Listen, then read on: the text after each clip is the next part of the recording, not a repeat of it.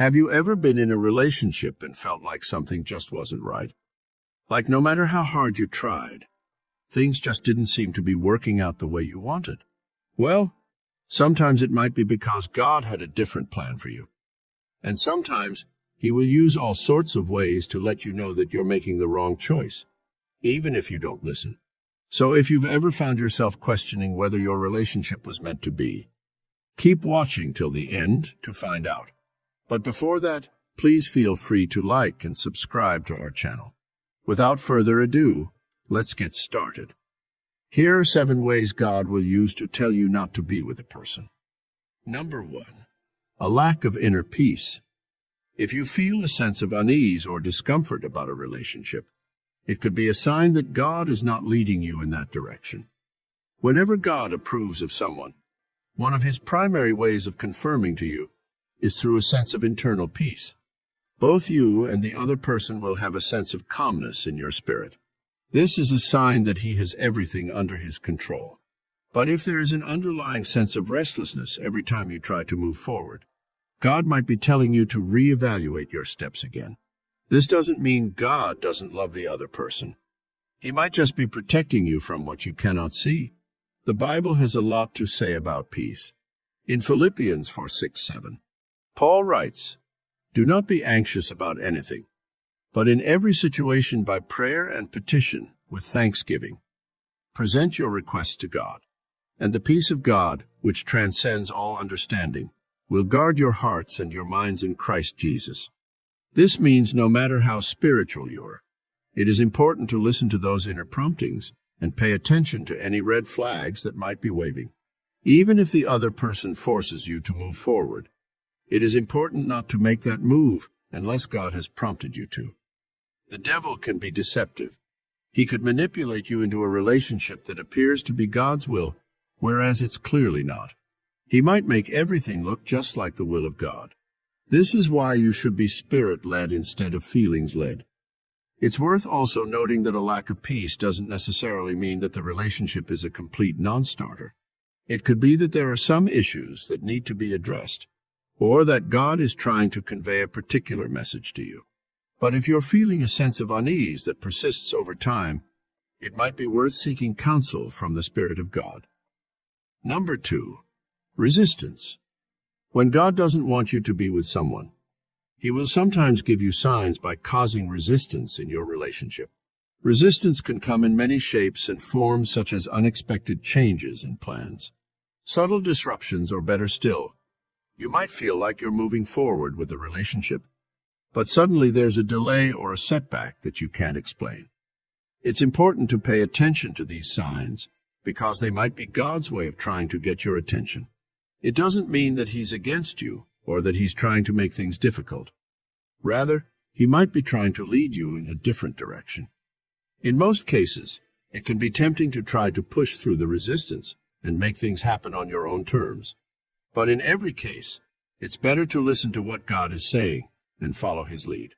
This might mean taking a step back and reassessing where things are at. Or it might mean being open to the possibility that God has something different in mind for you. We must not confuse these resistances with attacks from the devil, as they are entirely different. The resistance which comes from the devil is intended to bring confusion and delay, whereas the resistance which comes from God is to protect you and give you time to think again. If you feel God is asking you to hold on, never try to force your way or speed things up. It is better to be slow and sure than to be fast and fall. If God resists you from committing to someone, you should accept that and take it gracefully. Number 3. Red flags. If you are noticing red flags or warning signs in the relationship, such as disrespect, abuse, or other unhealthy behaviors, it could be a sign that God is not leading you to pursue a relationship with that person. In Ephesians 5:25 it says, "Husbands, love your wives, just as Christ loved the church and gave Himself up for her." If the person you are interested in is not treating you with love, respect, and care, it may be a sign that God is not leading you to pursue a relationship with that person. The truth is, most times, we tend to trust our abilities rather than trusting God's abilities. We think we are powerful enough to change people after marriage. Changes aren't a guarantee. You can never be sure the person you are seeing red flags and will suddenly change after marriage. You can't change someone who isn't willing to change. Only God has the power to change someone. If before you are married, you can obviously see many signs that indicate that person will be worse, never make the mistake of thinking you will change them. If your partner has been a serial cheater before proposing to you, he must show evidence that he has changed. Don't make the mistake of thinking will change just because he is married to you. Marriage doesn't change people. It only reinforces what is already in existence. If both parties are on the wrong foundation, they should be prepared to continue to live with the results that come after. This doesn't mean we shouldn't give people a chance, but it means we should take precautions to know what we are walking into. Whoever you are getting married to must agree to be willing to let go of their bad behavior before you tie the knot. Otherwise, you might spend a great deal of your marriage praying for healing, rather than enjoying the blessings of God. Jesus said a good tree cannot bear evil fruit. Neither can an evil tree bear good fruits. If he has been beating you before marriage, you should be prepared to continue to be treated in a similar manner. If you ignore the red flags saying love is blind, then indeed marriage will open your eyes. Number 4, you lose your identity. When it comes to relationships, the wrong kind can totally transform who you are in ways you never would have imagined. When a person falls into a relationship that is not meant to be, it may start subtly changing their entire being. An angel can become a devil. A spark of joy can become a raging fire, and coolness can become a boiling point. A relationship from God is one designed to bring out the best in you. It will give you the freedom to rediscover your true self and discover your mission and purpose on earth. But when a relationship begins to make you lose your original identity, that can be a clear sign that it doesn't come from God. Take a moment to think about someone you knew who has changed drastically over time because of the people they surrounded themselves with. What was once a calm and peaceful person had become resentful or irritable in the blink of an eye. If you find yourself becoming more bitter, more irritable, or doing things that aren't your true self, then those may be warning signs that the relationship is slowly making you lose your real identity. Suddenly it can feel like you're a world away from the person you used to be. And it's only when we take a step back that we realize the truth. It might take strength and courage to let go of something that is toxic and damaging. But don't worry, God will never deprive you of something that is genuinely good for you, whether it's emotionally or spiritually. Don't be afraid to distinguish between what is good for you and what isn't. Taking that bold step may be what you need to do to get back on track. Number 5, lack of the fear of God. The absence of fear of God is something that should be taken very seriously in any relationship. The fear of God is not just a matter of faith or spirituality. It is the manifestation of a deep respect and honor for the supreme creator of the universe.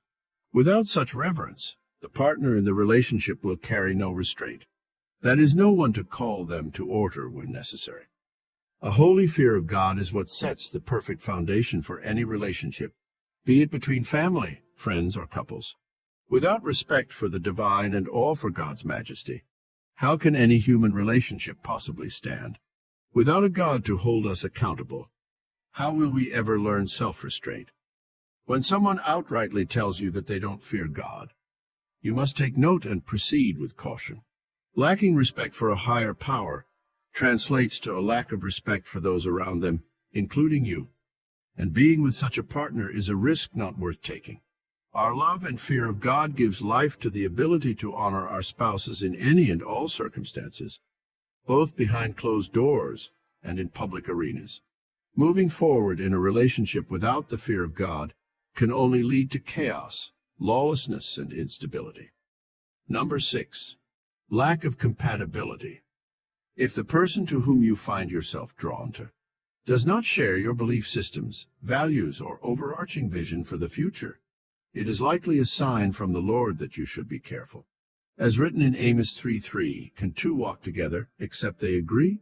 When two people have fundamentally incompatible outlooks on life, it can often lead to confusion, disagreements, and a lack of peace. This isn't to suggest that couples should share every opinion or prioritize overlapping areas of interest. Yet when true incompatibility exists, it's time to consider stepping away. To follow the Lord's will and find true joy and companionship, it's important to seek out someone whose passions, visions, and beliefs align with yours, even if it takes some effort on your part. To do this, pray for discernment, for insight, humility, and for guidance to seek out the perfect partner God has in mind for you. The Lord is ultimately looking for an environment in which harmony is found by two individuals, as he cannot abide in confusion. That being said, it is possible for a relationship to still be founded on solid principles within varying perspectives. But if there are deeper, fundamental incompatibilities between two people, from beliefs, aspirations, perspectives, and so forth, it might be best to thank the Lord for the signs that point out their true intentions and part ways in respect and love. Number 7. Through dreams and visions. God can in many ways directly warn you not to be involved in a relationship if he sees that it could potentially harm you. In moments of our greatest desires, he can take us by surprise with a gentle caution of what is not meant to be. We know this well from the story of Abimelech and Abraham in Genesis 20. Though this king was determined to take what he wanted, God appeared to him directly and warned him that Sarah, the wife of Abraham, was not his to take. Through the form of dreams or visions, God could potentially interfere in a relationship that has no promising future, should he see the potential for harm. It is important to note that even though God might tell us not to proceed with a relationship, God in his infinite mercy does give every man a choice in the form of a free will. He always leaves it up to us to make our own decisions. He will never force us into something we do not want to do. Neither will he stop you if you've made up your mind to do what you want to do. Yet his wisdom remains, should we choose to follow his instruction and take heed of his advice. Though we are ultimately responsible for the choices we make, God's effort to caution us beforehand ensures that we have all the available information when making such an important decision. So there you have it. Thank you for watching. If you love our videos, please feel free to subscribe to our channel.